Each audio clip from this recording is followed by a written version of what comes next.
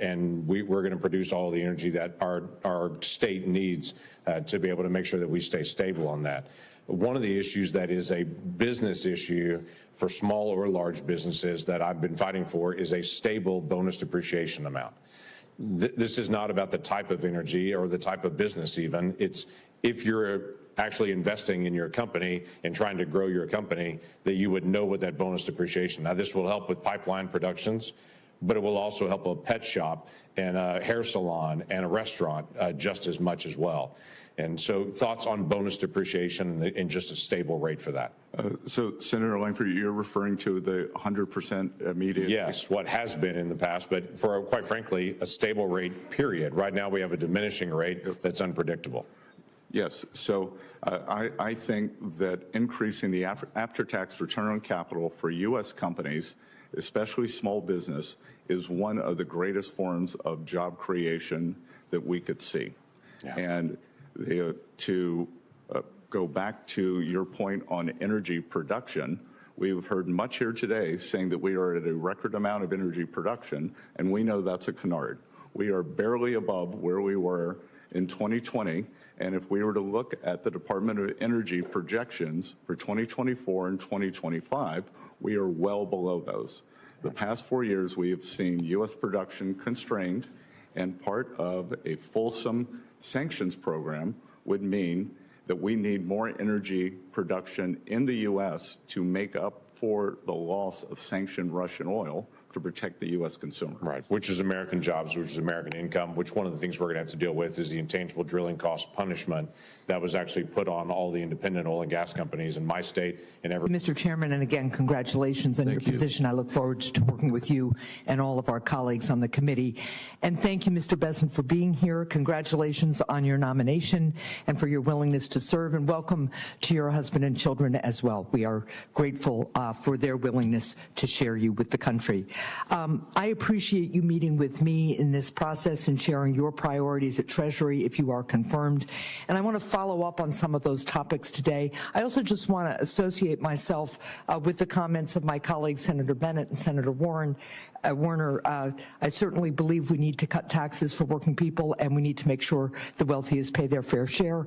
And with regard to Senator Warner's comments on sanctions, you mentioned if Vladimir Putin is watching this hearing. He's not the only one watching this hearing. China is watching this hearing, and we have talked about the importance of making sure that we are not only competitive but outperforming China for economic purposes as well as for national security reasons.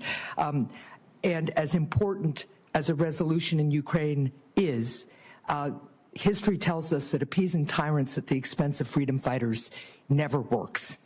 And it is critically important not only for the freedom of all of us, but it is important because China and North Korea are also watching what we do and watching this hearing and how we will go forward imposing sanctions.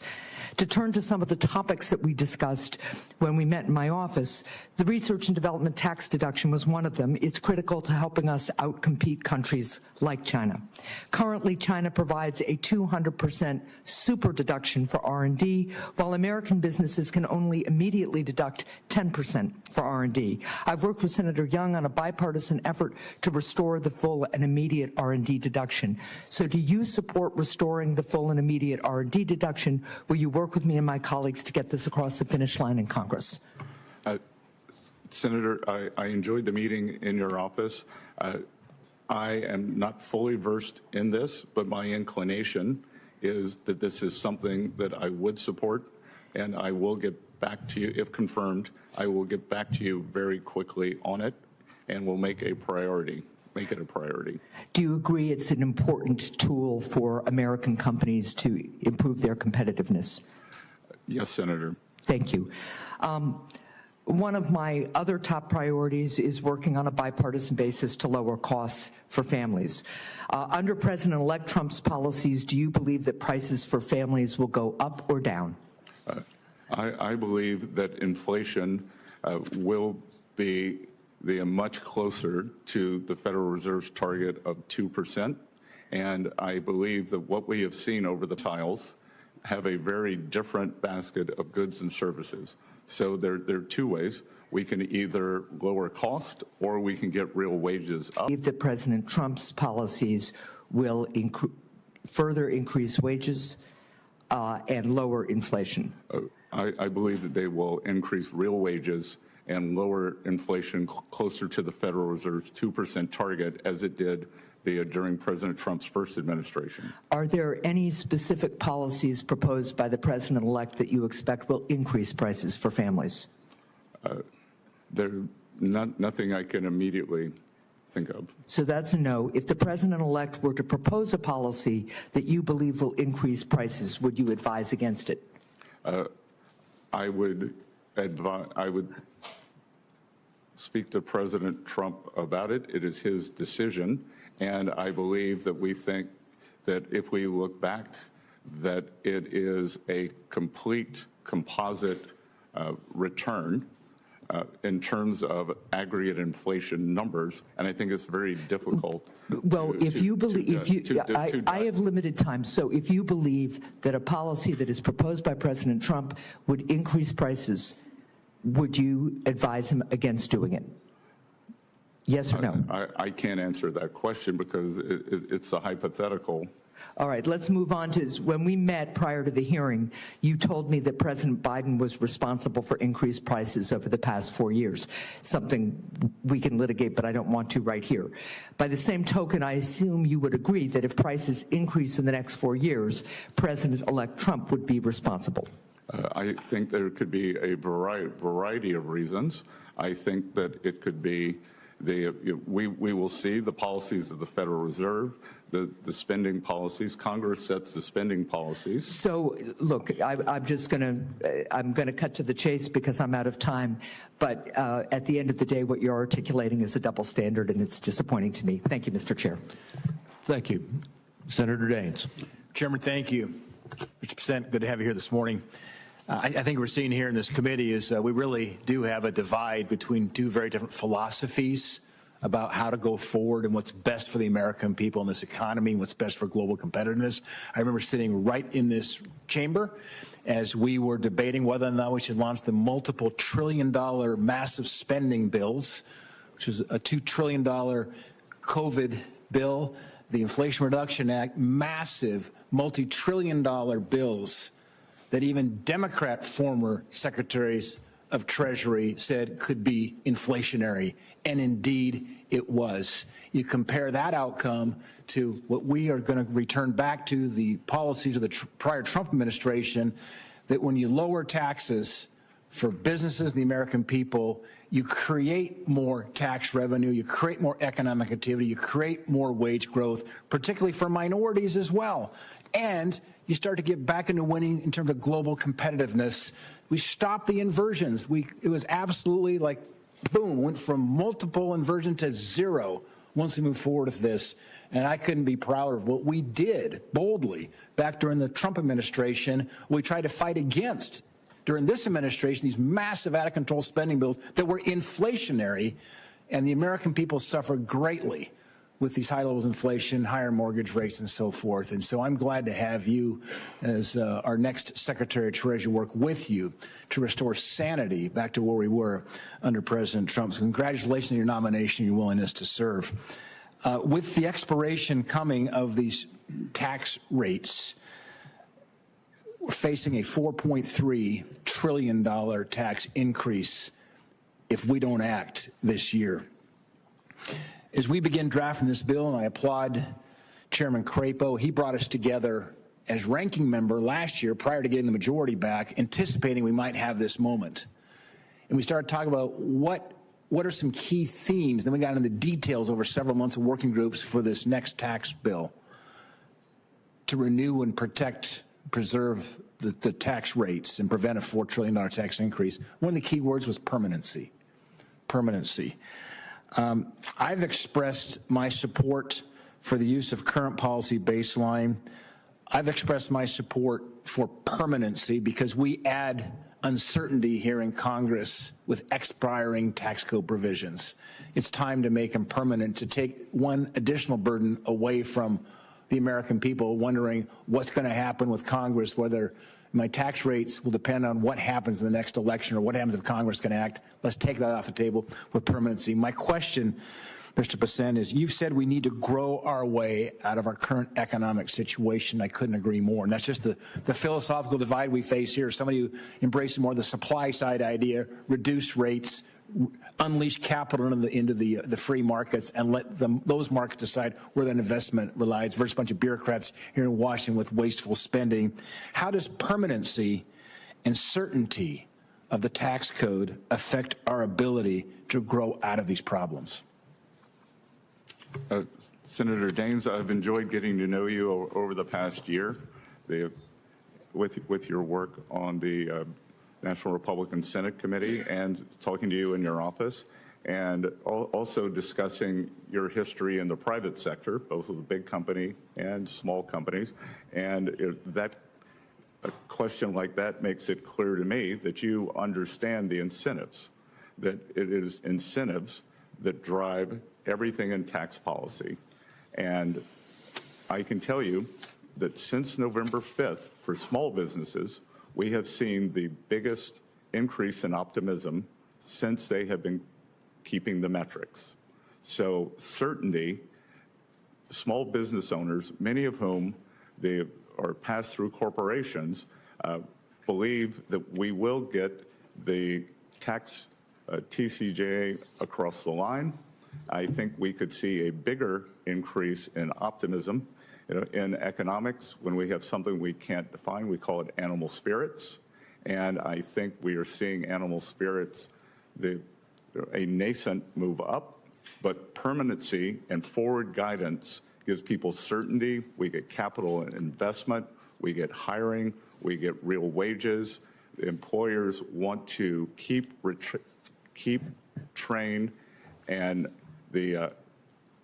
expand their workforce. So everyone wins with permanency, certainty. A kind of forward guidance for tax policy, I think, would be one of the things that could unleash this new golden age that President Trump has talked about. Yeah, I want to make one statement. I know I'm out of time here, Mr. Chairman, but when you take a look at the private sector jobs in America, it's about 140 million private sector jobs.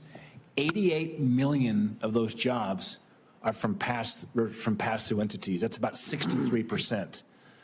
Which tells me that, and that's the part that's expiring. I mean, the corporate rates, 63% of the private sector jobs are taking a look at what's going to happen here in Washington over the course of the next 6 to 8 months. Very, very important we make these rates permanent and prevent a tsunami of $4.3 trillion tax increase that will come if we don't act. Thank you, Mr. Bessent. Thank you, Senator Cortez Masto. Thank you, Mr. Chairman. Mr. Bessent, good to see you. Thank you for meeting with me. Welcome to your family as well. Let me ask you this. I'm going to talk a little bit about the ACA premium tax credits. Over 80,000 of my constituents in Nevada receive that premium tax credit to assist them in affording their health care coverage. And on average, these credits lower an American's health insurance costs by $530 per month. Congress provided an enhanced PTC in 2021. But that policy expires this year, and without the enhanced PTC in place, millions of Americans are going to lose their health coverage. So as the person most responsible for tax policy in the incoming administration, would you commit to opposing any attempt to remove or not renew these credits? Senator, as we discussed it in your office, and as it's just been a brief time since we met, I committed to you that I would research this. I have not had time to do it before this hearing, but if confirmed, I would get back to you with all deliberate speed in investigating this. Thank you. I appreciate that. And let me just say you would agree that these tax credits, because they're current policy, that you agree that extending current tax policy actually costs money.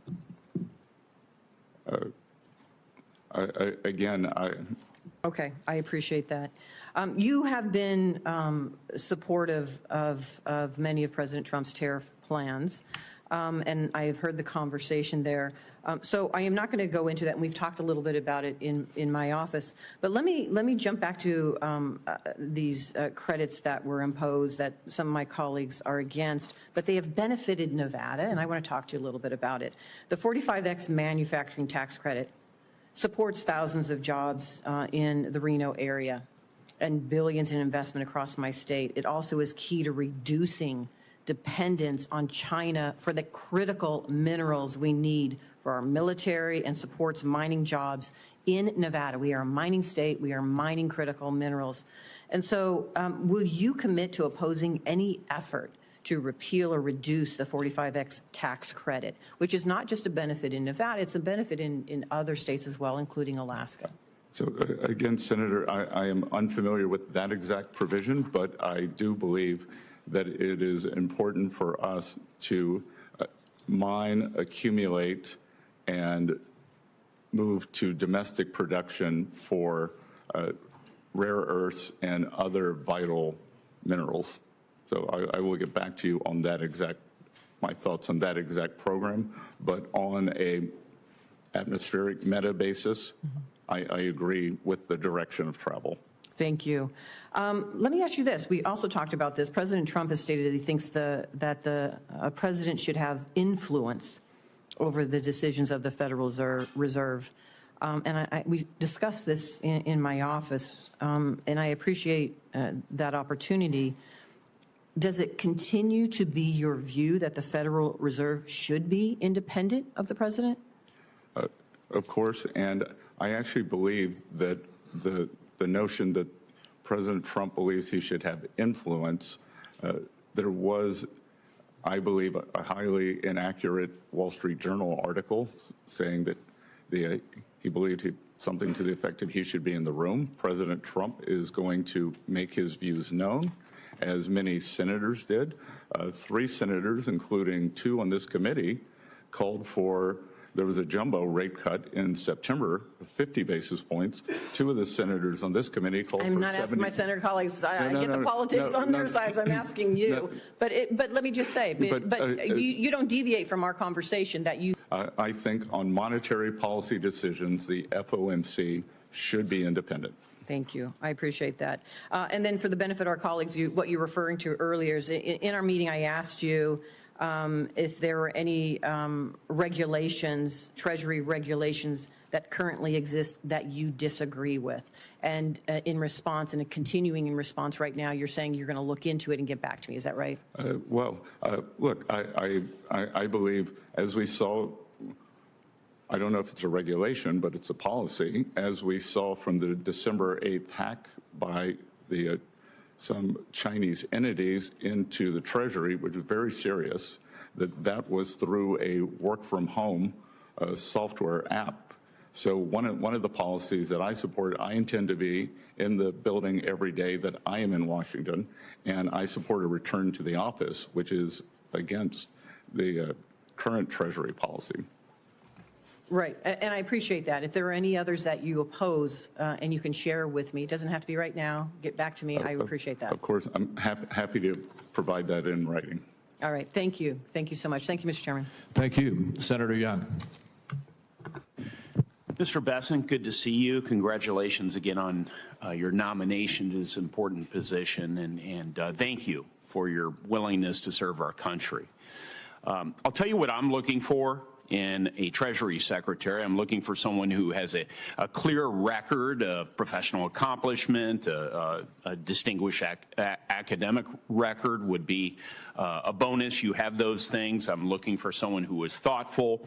What I care less about is the performative dimension of the job, I have to tell you. There's a lot of chatter in Washington about that, but I do appreciate your thoughtful answers here this morning. So I'm going to dive in and begin by asking you about a dimension of your role as Treasury Secretary. You will inherit the role of chair on the Committee on Foreign Investment in the United States, also known as CFIUS, that reviews foreign investments in American industries. And very recently, President Biden blocked Nippon Steel's acquisition of U.S. steel on national security grounds.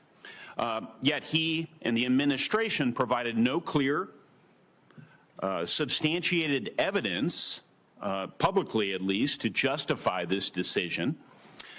For my home state, this abrupt action has instilled a lot of anxiety, particularly in the Gary, Indiana area, where there's nearly $1 billion in investments that were promised. If the Nippon-U.S. Steel deal were to reappear before CFIUS, sir, do you commit today to an impartial review, particularly when political pressure was initially permitted to overshadow an honest assessment of national security vulnerabilities? Senator Young, thank you for the question, and I understand the imperative for jobs for your constituents in Indiana. President Trump most recently has also spoken out against the deal, but if the deal is the statute indicates that you are charged with providing impartial reviews. That's all I'm asking. Would you be following that law or not, sir? Impartial reviews, sure. So it is currently in litigation. The review is closed, but if it reappears, that CFIUS will conduct the same review that it always does. Yes, sir. Okay. Well, thank you. We may have an opportunity to work together on that effort. Mr. Bessent, your nomination comes at a time when tariffs are salient and job creation. Now, I believe that in moderation, tariffs, for a time, strengthen America's negotiating leverage with other nations, and they can strengthen certain national security relevant industries. But overuse of tariffs can inflate costs and provoke trade retaliation.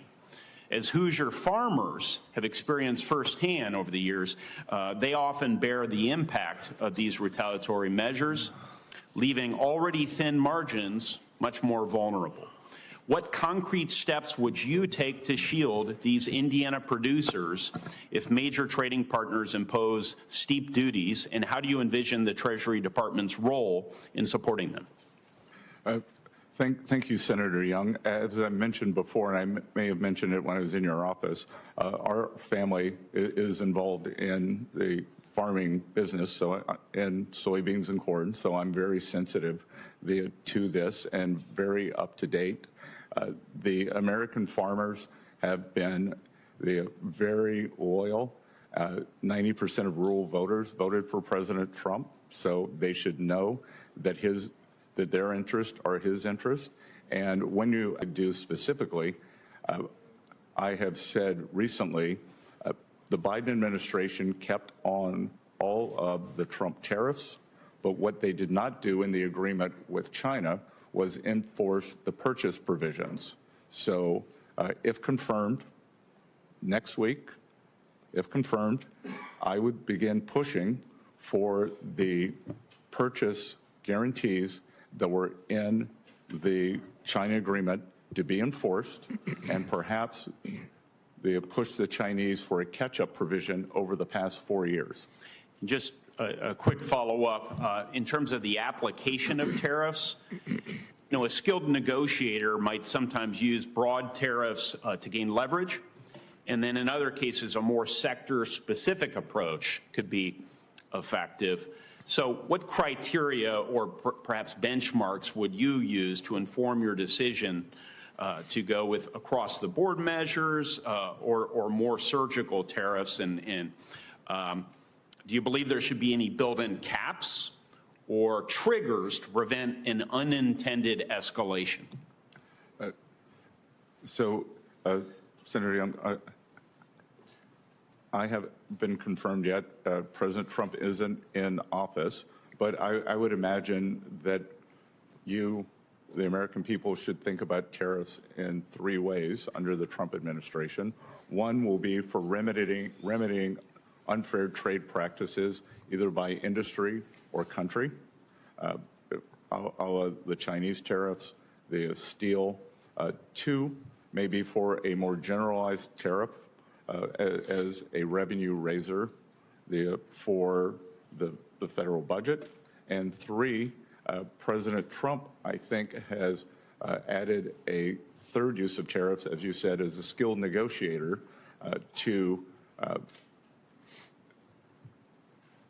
he believes that we've probably gotten over our skis a bit on sanctions, and that sanctions may be driving countries out of the use of the U.S. dollar. So the tariffs can be used for negotiations, whether it's for Mexico on the fentanyl crisis. I think categories. Thank you. We need to move on. And next is Senator Sanders. Senator Sanders, I don't believe you were here when I welcomed everyone to the committee this morning, but as a new member of the committee, I personally welcome you and look forward to working with you. Well, thank you very much, and it's a pleasure to be here. Mr. Bessent, thanks very much for being in the office the other day. Mr. Bessent, the United States today has more income and wealth inequality than has ever existed in the history of our country. You got three people on top, Mr. Musk, Mr. Bezos, and Mr. Zuckerberg, who are now worth almost $1 trillion. That is more than half of the bottom of our society, some 170 million people. Three people, more wealth than the bottom, 170 million. We have more concentration of ownership today than we have ever had. We have more concentration of ownership in the media, where a handful of billionaires like Musk, Bezos, Rupert Murdoch increasingly own the media and the information that the American people receive. We have a corrupt campaign finance system in which a small number of billionaires in both political parties make huge contributions into the presidential and congressional campaigns. When you have a media and political power, would you agree with President Biden, who last night stated, and I quote, "An oligarchy is taking shape in America of extreme wealth, power, and influence that threatens our entire democracy, our basic rights, and freedoms," end of quote. That's what President Biden said last night. I agree with him. Do you? Senator Sanders, I enjoyed our visit. Talk a little bit closer into the mic. I enjoyed our visit, and I hope you got my follow-up materials on the discussions, my previous writings on the tariffs and China. And look, the three billionaires who you listed that all made the money themselves. Mr. Musk came to the country as an immigrant. I understand that, but what I'm asking you is, when you have a handful of people like Musk, who will soon be part of the Trump administration, and others, when you have three people owning more wealth than the bottom half of American society, when these people have enormous influence over the media, when they spend huge amounts of money in both political parties to elect candidates, what Biden said last night is we're moving toward an oligarchy. I'm asking you that question. Do you think, forget how they made their money, do you think that when so few people have so much wealth and so much economic and political power, that is an oligarchic form of society? Well, I would note that President Biden gave the Presidential Medal of Freedom to two people who I think would qualify for his oligarchs. So this is not a condemnation of any one individual. I'm just asking you, would so few people have so much, you think that is an oligarchic form of society? Senator, I think it depends on the ability to move up and down the income. No, that's not really the answer. I mean, even if you had that mobility, no matter who those individuals might be. All right, but let me ask you another question. Right now in America, we have nearly 40 million people in our country earning less than $17 an hour. Shamefully, the federal minimum wage, despite the efforts of myself and other people here, have not been raised since 2009 and remains an unbelievable $7.25 an hour. Will you work with those of us who want to raise the federal minimum wage to a living wage to take millions of Americans out of poverty? Senator, I believe that the minimum wage is more of a statewide and regional issue. So you don't think we should change the federal minimum wage of $7.25 an hour? No, sir. Okay. Mr. Bessent, millions of working class Americans who are struggling to keep their heads above water are paying outrageously high interest rates on their credit cards. Over half the American people who take out new credit cards are being charged interest rates of over 24%. 24%. During his campaign,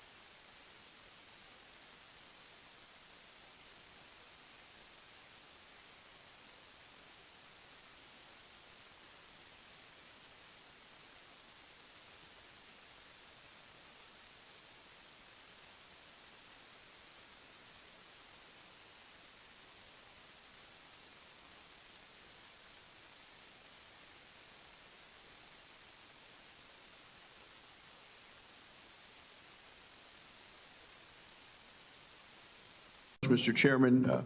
Thanks so much for your willingness to serve. Thanks for being here. Enjoyed our discussion quite a bit and talking about the future for the country and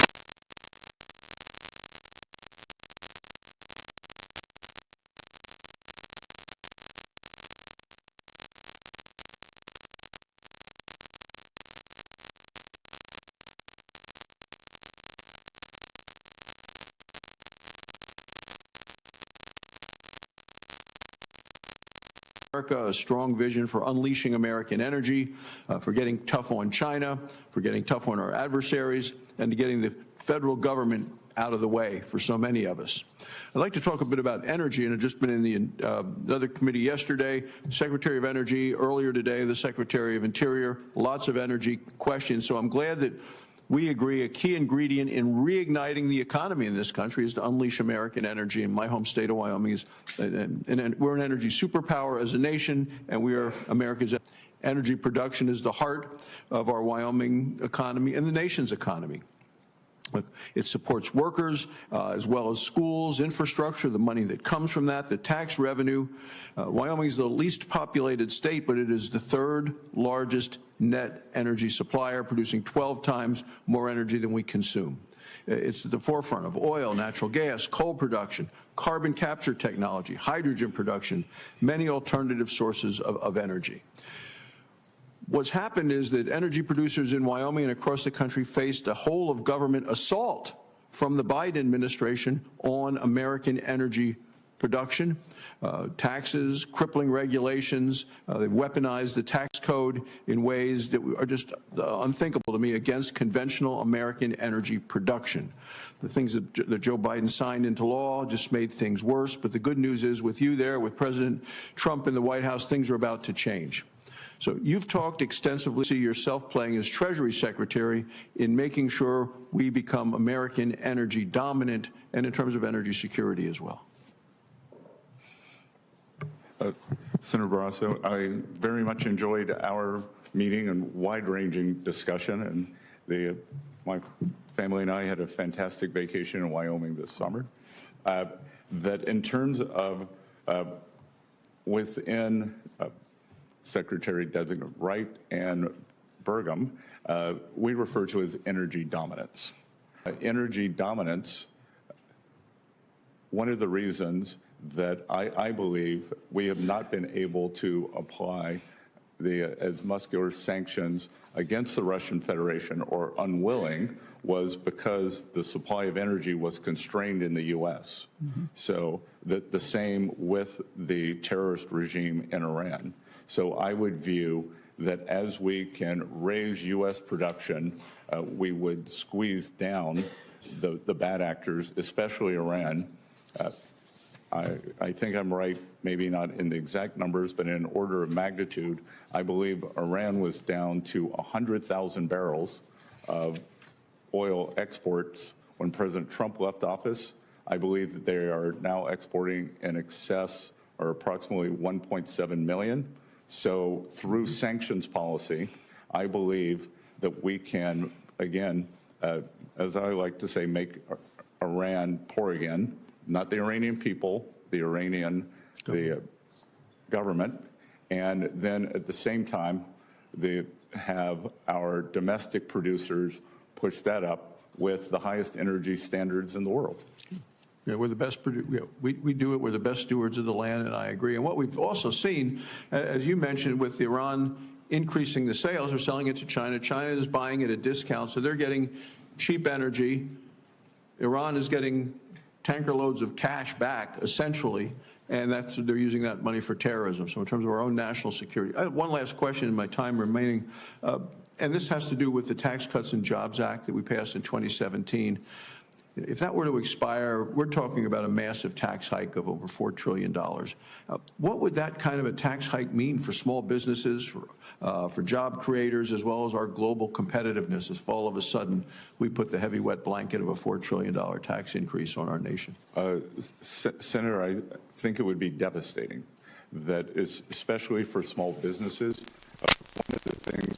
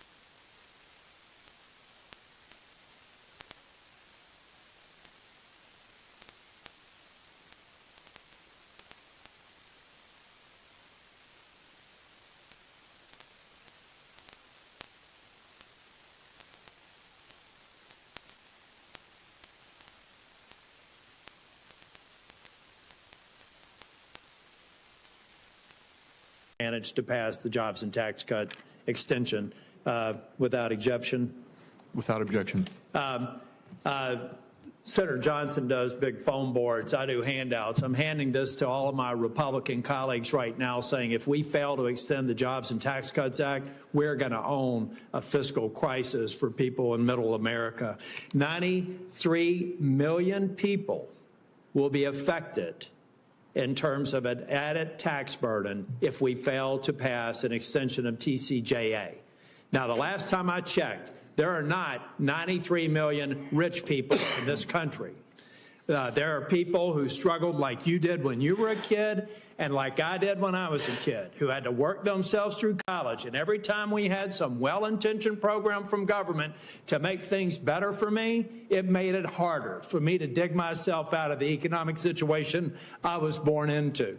So the facts are stubborn things.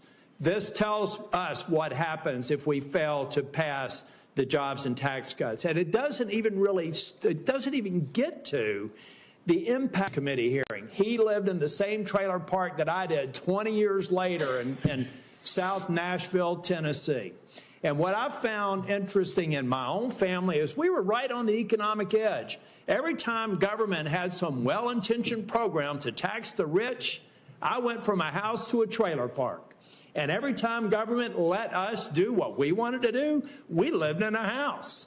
I'm a living example, and I'm sure Ben Ray Lujan, some other people have had those experiences. You got to go back and look historically at when people like me and people like you had real opportunities. I look forward to supporting your nomination, and Mr. Chair, I'm going to support some. I'm going to send some questions for the record, but it's just to reinforce the message that Republicans have to deliver. And anyone who says that we should not is advocating for a $5 trillion tax increase that will hurt the people who are on the economic edge worse than anybody else. Thank you, Mr. Chairman. Thank you. Senator Warnock. Thank you, Chairman Crapo. I'm grateful and honored to be joining this committee. I look forward to working with you and Ranking Member Wyden to ensure our tax code supports working families, to protect Social Security, Medicare, Medicaid, and to promote trade policies that work for Georgia businesses and that boost our economy. Mr. Bessent, good morning and good to see you again. I enjoy goals for the federal government and deficit reduction. I'd like to follow up on our discussion about your economic plan. According to a new report from the Tax Policy Center, the largest tax cuts from extending the 1%, making more than $1 million per year. In fact, the top 1% of owners will take home roughly 1/4 of the benefits of the law, and the top 5% will get almost half of that. Do you believe that the wealthiest 1% of Americans deserve or need an additional tax cut? Senator Warnock, I greatly enjoyed visiting with you. I think probably a better way to look at it is on a percentage basis. And when I think about the distributional aspects of the Tax Cuts and Job Act, that most of the benefits accrued for the working and middle people as opposed to the upper ends. In absolute dollars, as you just read, that is correct. But I think it's important to look at it in percentage terms. So you believe that the tax cut that provided 1/4 of the benefits of the law to the top 1% and top 5% getting almost 1/2 actually benefited those at the bottom more than it did those at the top? Is that your testimony? I believe that in 2018, 2019, that the households in the bottom 50% of income earners, the wealth increase for those households was 3 times higher. So we should continue to move in that direction and give more tax cuts to those at the highest. You have talked about high deficits as a national defense problem, and I agree with that. I think we need to be fiscally responsible. We need to work to close the deficit and bring the national debt under control. In 2013, Congress extended the Bush tax cuts for everyone except those making more than $400,000 a year. This bipartisan decision saved the Treasury $600 billion, helping to narrow the deficit. Do you agree that ending the tax cuts for those making more than $400,000 would help close the deficit and reduce our national debt? Senator Warnock, I do not. I believe that you would capture an inordinate amount of small business people who largely are in that cohort of 400,000 to a million. So you wouldn't cut it off at 400,000. What about $1 million? That again, I believe these are small business pass-through owners, and I believe that we, as I said before, Wall Street's done great. It is time for Main Street to do well, and small businesses need to drive what I call the reprivatization here away from this government spending. I agree that it's Main Street's time. I'm from Atlanta, so I'll say Peachtree and some other locations in my state. What about those making more than 10 million?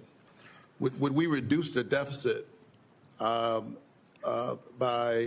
extending those tax cuts for folks making about $10 million? So again, I think it's important that we put in incentives for them to invest. So going back to the 100% depreciation for equipment, that I think that. And I don't mean to keep interrupting, but I'm the pastor, and we're known to be loquacious of speech, but I'm running out of time here. What about $1 billion? So again, that I think that these are the job creators. So there's no income level for which you would support raising taxes. Is that fair? There is no income level that I don't think we should continue the TCJA as it was. All right. I think our country is facing structural deficits. However, I think that to continue to reduce taxes for the wealthy and letting them avoid taxes based on what they already owe is not going to get us out of that problem. But I look forward to continuing that discussion with you. Thank you very much. Thank you, Senator. Thank you very much. And before we go on to Senator Blackburn, I just want to restate it. There's a lot of facts that have been thrown around in this hearing today. I'll just restate one that I said in my opening statement, and that is of this $4.3 to $4.6 trillion tax increase that it could happen, $100,000.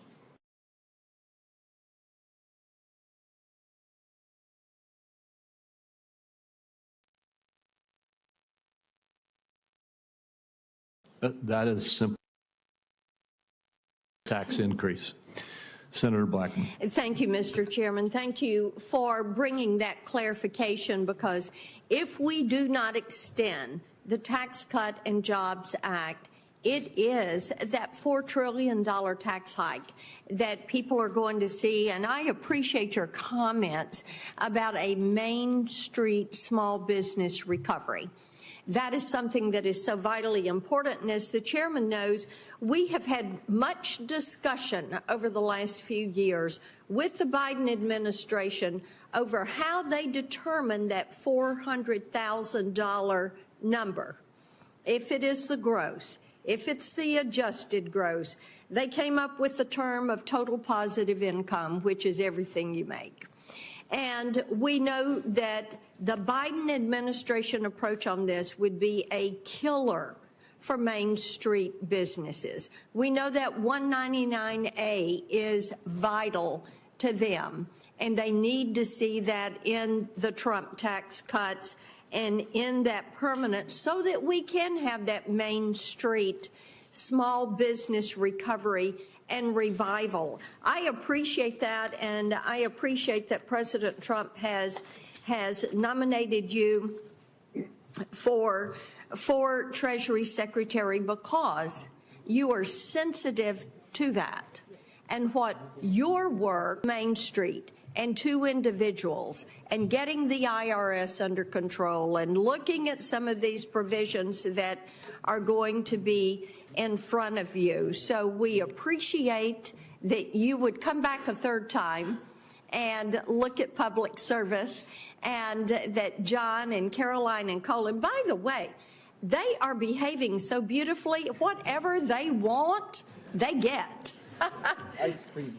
Senate orders. We'll be right there to support them. I do want to talk with you for a moment about CBDCs and some of the push that the Biden administration had. They did an executive order for Treasury to research development of a CBDC in the United States. And of course, this causes a lot of us heartburn because we look at what the CCP did with the digital yuan in connection with the Olympics. So upon confirmation, how would you approach this discussion of CBDCs? And are you for them or against them? Could you end the Biden administration project to create a U.S.-based CBDC? Senator Blackburn, thank you for your remarks. I may have a little trouble disciplining the two behind me, as I'm sure that I will hear that a U.S. Senator has. But on CBDCs, I see no reason for the U.S. to have a central bank digital currency. In my mind, a central bank digital currency is for countries who have no other investment alternatives. So if we think about a reserve manager, a high surplus country, whether it's Saudi Arabia, Singapore, who ends up with, call the Chinese currency whatever you want, the yuan, the RMB. Yeah. If you own that currency, you have to have something to invest in. That there's very little to invest in if you want to hold the currency. You could own Chinese government bonds, which don't yield So very your much. view of that would be a negative view? Well, I view that many of these countries are doing it out of necessity, whereas the U.S., if you hold U.S. dollars, you could hold a variety of very secure U.S. assets. I appreciate that. I appreciate your comments earlier to Senator Barrasso about the Pillar 2 negotiations. This is something that we would be well served to extract ourselves from this. Currently, the preliminary data that we have, 40%, right at 40% of the total Pillar 2 tax burden is on us. And China, of course, has found a way to exempt themselves from this. So that is in need of a revisit, and I look forward to you doing that and standing with our companies. I want to get, and this I think you can just submit to me in writing, Advanced Persistent Threat, APT, which is China. They were able to override Treasury's security system and remotely access workstations where they reported access to unclassified documents. And of course, this is Chinese Communist Party at work again. And this is, we found this out after finding out from the Treasury Inspector General that 2,800 IRS employees still had TikTok on their government devices. If confirmed, and when confirmed, will you take steps to improve Treasury's security systems? Senator Blackburn, one of the earlier questions was, what policies of the current Treasury Secretary do you disagree with? And as you noted, the December 8th hack into Treasury was via a work from home system. Yeah. So I, as Treasury Secretary, have confirmed, plan to be in the office every day that I'm in Washington, D.C., and I expect all the other employees to do that too. Thank you. And I think it's a matter of national security for everyone to be at 1500 Pennsylvania Avenue. Thank you. Thank you. Is well received. Thank you, Mr. Chairman. Senator Welch.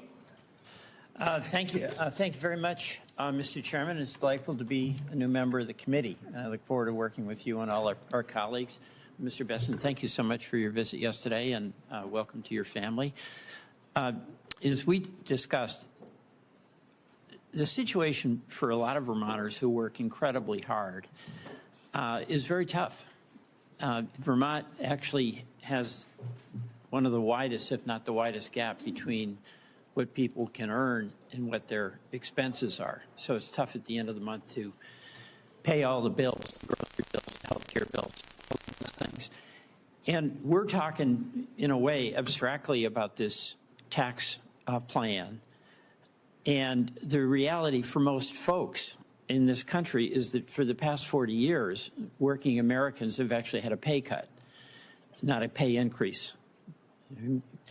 And my hope is that whatever tax policy we have is going to start with a commitment to making lives better for the Main Street folks that you mentioned, and I'm glad that you did. But there is going to be a lot of negotiation on how to pay for these tax cuts. And one of the things that will be on the block is something that's very, very important to Vermonters, and that's the affordable tax care credits that we have now. So in Vermont, I mean, health care is incredibly expensive for everybody. But if we have, just as an example, an electrician in Bennington, Vermont, who's making $67,000 a year, with the tax credits that are set to expire, that family would have a $700 a month increase in their health care bill. That's going to hammer them. It's like $9,000.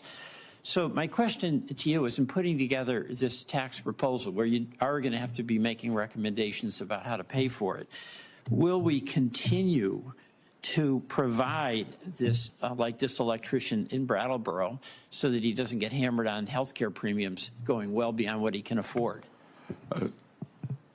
Senator, as we discussed in your office, and I haven't had time to do my homework on this, as I think I told you that my family, friends, business colleagues, I often get sick of hearing my phrase, no data, no opinion.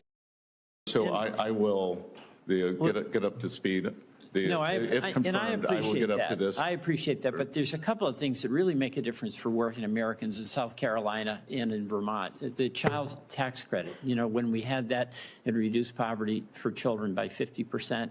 That's really elemental for hardworking families. In the premium support, where health care is just a brutal expense for employers too, by the way. So my hope is that in the design, we're going to start by making certain that we do no harm to working Vermonters and working South Carolinians, okay? Second, on the tariffs, I'm in support of the China tariffs. That is defending us against unfair trade practices by China. I'm concerned about the impact of tariffs on Canada and what that does to us in Vermont. Our major business partner, export partner, is Canada. And from what we have seen, it would raise the cost to businesses, probably cost jobs and cost to consumers. So what reassurance can we get from the Trump administration that there's going to be a do no harm policy to American consumers and Vermont workers and small businesses with a tariff policy? Senator, very, very difficult for me to isolate Vermont, especially. But in terms of working Americans, I believe that President Trump understands that it's working America. He had a very unique coalition. Well, he does. And my hope the policy will reflect that. So I appreciate the opportunity to work with you on that. I look forward to working with you. And look, I think he understands that it's the affordability crisis. It is. And just the last thing, very little time, but we were talking about credit card rates for consumers. Credit card fees for our small businesses are the highest in the whole world, the highest in the whole world. Why can't we bring them down and pay what Europe pays? Our small businesses, it's like the second or third highest expense for them. And you'll have some impact there. But those costs on our small business, including those small, the pass-through businesses, I'd like to get them down and get your help in doing that. I look forward to working with you on this issue, if confirmed. Thank you very much. Thank you. Thank you. Senator Marshall. Well, thank you, Chairman Crapo, Ranking Member Wyden. It's great to join the Finance Committee. As I listen around, it seems like to me like so many of us share the same goal, that we want Americans to be prosperous. We want them to be able to live their American dream. We disagree how to get there oftentimes. All had this same goal, that we want Americans to be prosperous. Mr. Bessent, welcome, and congratulations on your nomination as well. I think it could be said that Rural America in many ways is President Trump's base. Of the 77 million people that voted for President Trump, a lot of them came from rural America. In fact, I think I could argue that 90% of rural Americans voted for President Trump. And no one has suffered more these last 4 years than rural America has. So my questions may be geared up about that as this economy. What can we do to help Main Street, to help small businesses, and to help rural America? Now, everyone knows that you're a financial wizard, that you've been successful on Wall Street.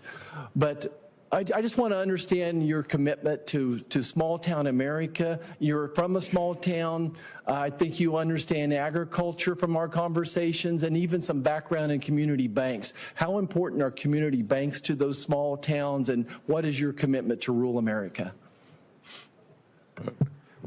Well, Senator Marshall, I think I, again, may be one of the few Treasury Secretary nominees in recent period who occasionally listens to farm radio on XM on weekends. And I can tell you that after the Silicon Valley debacle, that farm radio was intensely focused on the potential loss of small and community banks. Yes. And they are important pillars for those communities.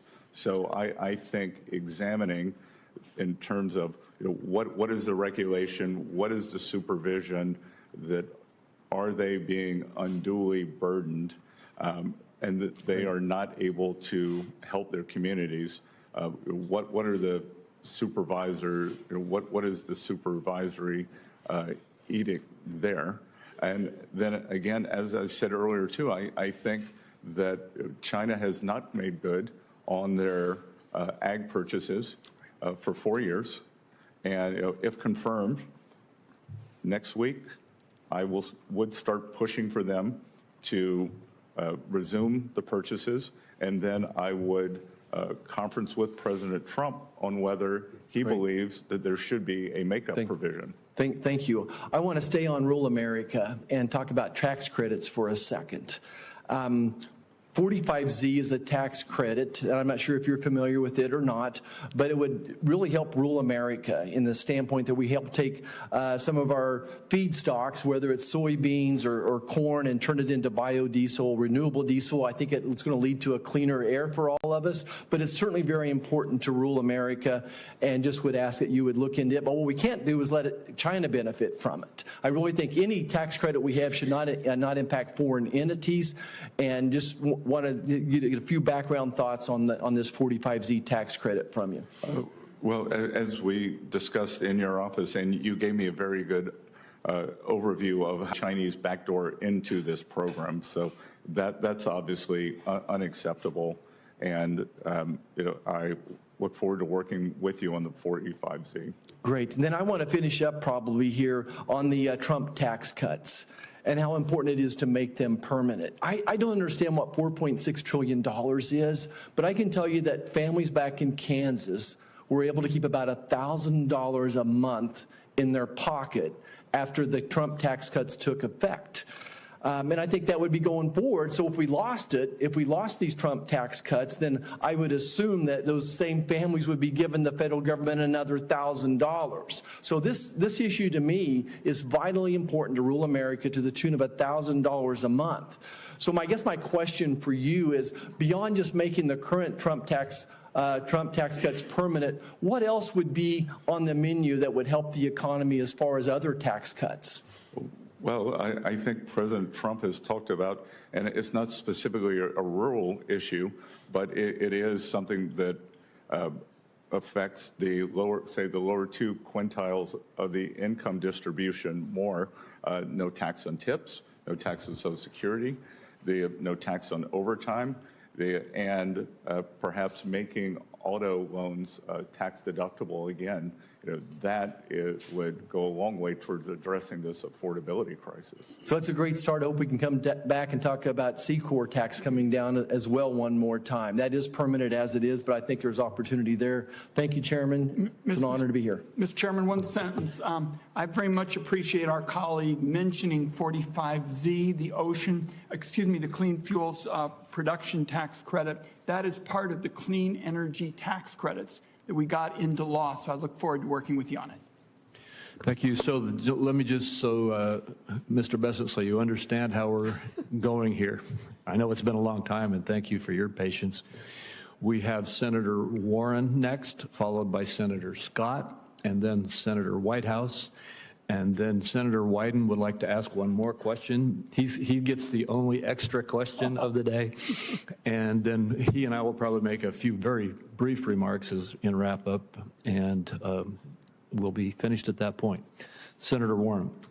Thank you, Mr. Chairman, and welcome, Mr. Bessent, and welcome to your family. It's good to see everyone here today.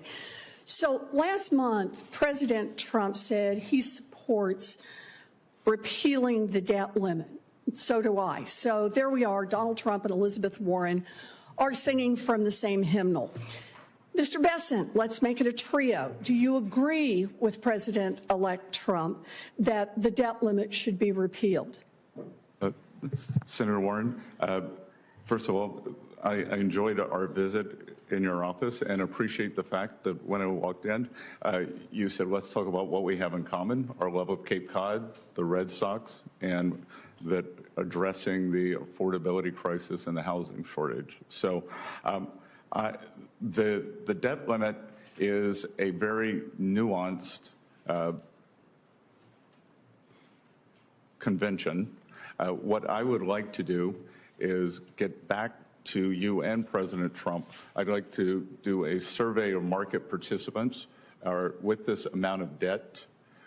It's very fragile equilibrium that we sell bonds in. Mr. Bessent, forgive me for just a minute. Different question, and that is whether or not we should have a statute in place that says there's a debt limit that, if we don't increase the debt limit, would cause us to default. And that's not an economic analysis. In fact, let me ask you, I understand earlier you were citing the Congressional Budget Office. Have you seen the Congressional Budget Office projections of what would happen if the United States government defaulted on its debt? That is, if we hit the debt limit and just kept on going without raising it or eliminating it? Yeah, look, Senator Warren, the United States is not going to default on its debt if I'm confirmed. But I will tell you that for people who don't understand the debt limit, it might be like taking out your handbrake in your car, that you can still hit the brakes, but it's one less feature.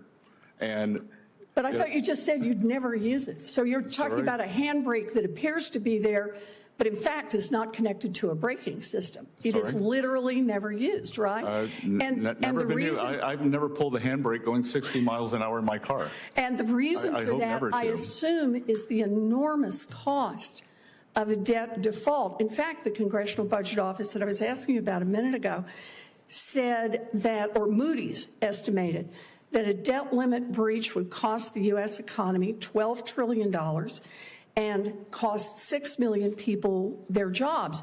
I think this is the reason that President-elect Trump said that eliminating the debt limit is, quote, the smartest thing Congress could do. And I'd like for Congress to do the smartest thing, and that is eliminate the debt limit so we don't have this problem. Well, Senator Warren, I will tell you that once President Trump takes office, and if I'm confirmed, if he wants to eliminate the debt limit, I will work with him and you on that. Great, great, because I agree with President-elect Trump that the debt limit should be repealed.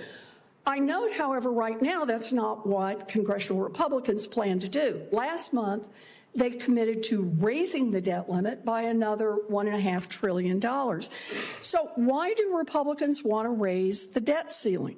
because their plan is to shovel new tax cuts to billionaires, and that would increase the debt by more than $1 trillion just in the next 4-year period. During his first term, President Trump's only major legislative achievement was his 2017 tax cuts that mostly got sucked up by millionaires, billionaires, and giant corporations. Now, most of these cuts were good for only 8 years so that Republicans who were designing them could claim that the cost was only $2 trillion. 8 years of cuts that added $2 trillion to the debt. Now we're talking about Republicans and President-elect Trump who want to give those same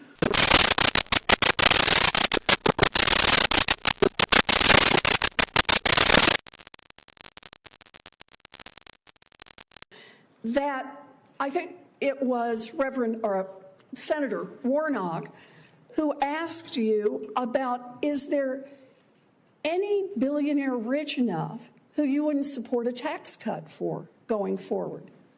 That I think it's unwise to single out any rich people? Any individual. Okay, is there any group of billionaires? You can just pick a dollar figure and there can be more than one above that. I could give you a glib answer, but I won't. But, you know, again, that's not where the money is. At one point when President Obama was debating Mitt Romney, the moderator said, "But sir, that would make collections go down." And he said, "Yeah, but it's about fairness." And I have to tell you, Senator Warren, I'm about collection. I understand, but I like to think that fairness is about billionaires actually paying their fair share too. Thank you, Mr. Chairman. Thank you, Senator Scott. Thank you, Mr. Chairman. Scott, welcome, or Mr. Bessent, welcome to our committee, and good to see you again, and thank you for your willingness to serve. It is certainly a sacrifice to you and your family, but I think it's actually an investment for the country. We need folks who are willing to sacrifice on behalf of a greater cause. The greater cause in this instance is generations of Americans you will likely never meet, but we'll be better off because we do the right thing. One of the things I think about as the right thing, I know you grew up in a world mired in poverty, is having stability in our financial system. One of the places where we need the greatest amount of stability is for our banks. So think about Silicon Valley Bank and other banks that failed recently. As you can imagine, as the chairman of the banking committee, I care deeply about the stability and strength of our banking system.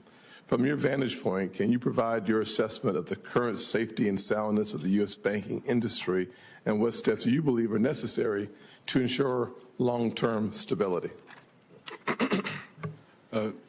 Senator Scott, good to see you. Good to have two South Carolinians in the room. And look, I think the strength of the U.S.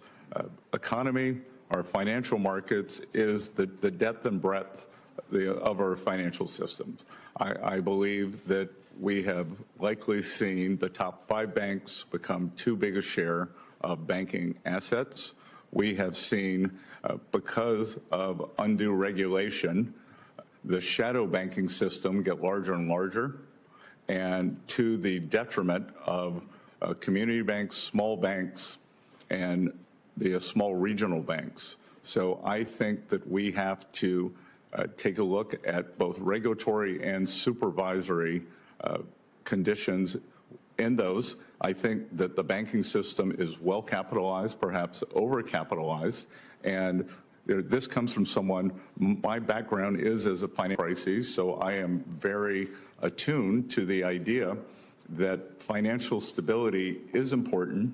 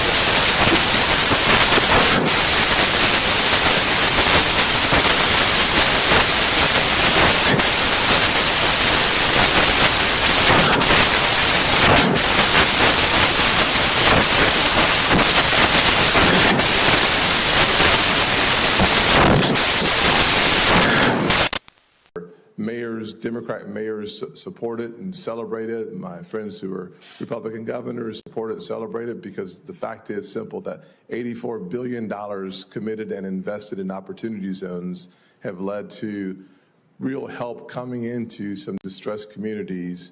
It's only had less than a 5% gentrification rate, which is really important. But for the housing,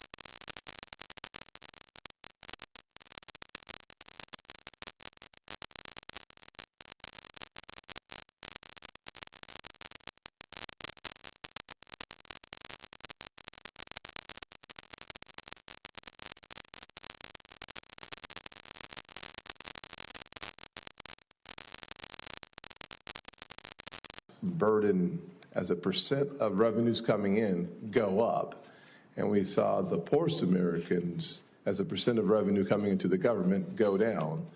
I think the easiest way to say that is to recognize that a single mother, like the one who raised me in 2017, made on average $40,000 a year.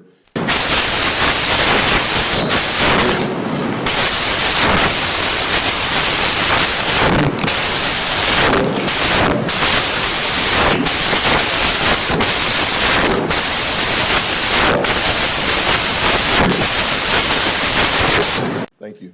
Thank you, Senator Scott.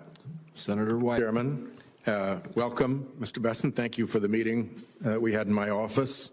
I understand that colleagues have already raised the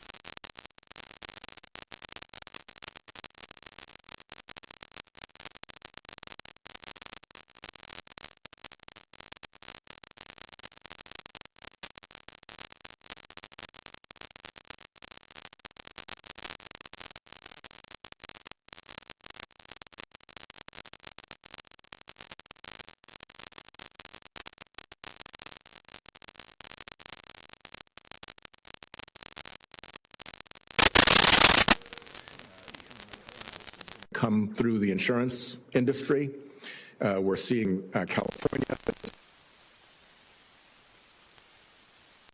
where you can't get insurance, you can't get mortgages, where you can't get mortgages, you can't sell properties at value, and that cascades, according to the chief economist of Freddie Mac, into a 2008-style massive economic recession.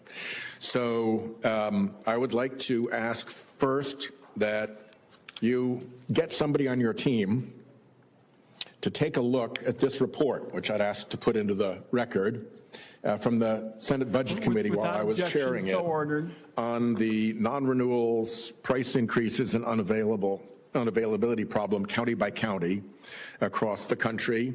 And if somebody on your team looks at it and can give you a summary, I would be grateful.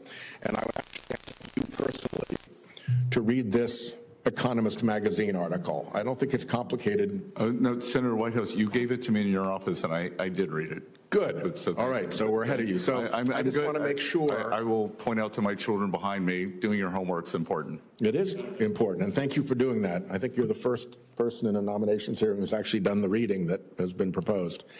So I just think that all of us need to be alert to this problem. I think it's actually started. Ernest Hemingway famously said that bankruptcies happen gradually and then suddenly. I think we're in gradually on a climate change driven insurance crisis that will cascade out into the whole economy. I gave my Environment Public Works colleagues a book this thick. I gave your team a similar book of all the many high-level, serious, peer-reviewed studies that have shown these economic risks. And I just don't think we're ready for it. And I think it's really important that we be ready for it. And I don't want anybody to say that they weren't warned about it. So there's my warning. Last question to you, and I'm going to be treading into an area where I don't know a thing because I just heard about this morning, and I've been the ranking member in the EPW NOMS hearing. So what I did read this morning is that the manner in which you have structured your partnership has enabled you to avoid the payment of nearly $1 million in Medicare taxes, and that the IRS has taken the position that the manner in which you structured your partnership to avoid those Medicare taxes does not actually support avoiding Medicare taxes. And it's probably more complicated of an issue than you and I are going to get through in the next 1 minute and 13 seconds. So we'll follow up with a question for the record.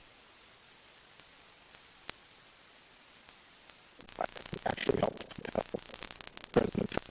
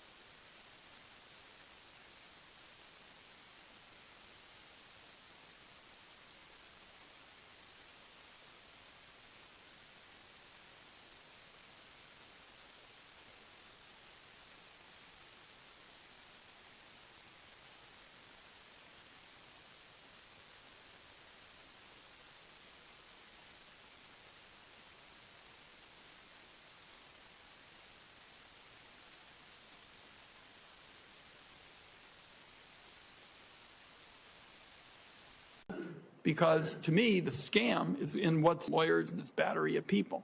So my question to you is, do you believe that it makes sense for the Congress to give the IRS the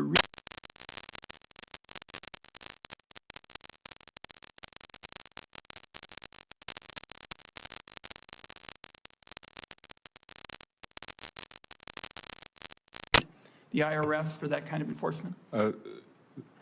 Senator Wyden, I believe that collections are very important. And I believe that the IRS, and again, I haven't been confirmed, I have had no meetings, this is all external. I believe that a large amount of it can be solved on the verge of an AI revolution, and I would hope that the AI revolution, much as it has in medical technology, it's pattern recognition, and that my understanding now is that the agency runs on 12 different systems on COBOL, which is the programming language that when I went to Yale in 1980. So I am 100% in favor of that, of updating those systems. So you talked to me about this in the office, and I appreciated the comments. It's still resources. It's going to be computers, perhaps, not people. But I showed up in the United States Senate when only one person, Pat Leahy, knew how to use a computer. And so we've seen these dramatic developments, and I think you're right, AI is going to shape the debate, but it still leaves the question, we're going to need resources. And again, what you've seen, because we don't have the resources to go after the wealthy tax cheats, people who use the earned income tax credit or something, they're the ones, who get the audits and the like. And I want to see in this position somebody make a commitment to making sure we'll have the resources to go after the wealthy tax cheats who have this unique kind of system. And I would acknowledge your point that certainly it's going to be a challenge in the years ahead with respect to AI and other technologies, but we're still going to need resources. Are you going to support that? If confirmed, I will come back to you with a plan for upping collections. On wealthy tax cheats? Well, for...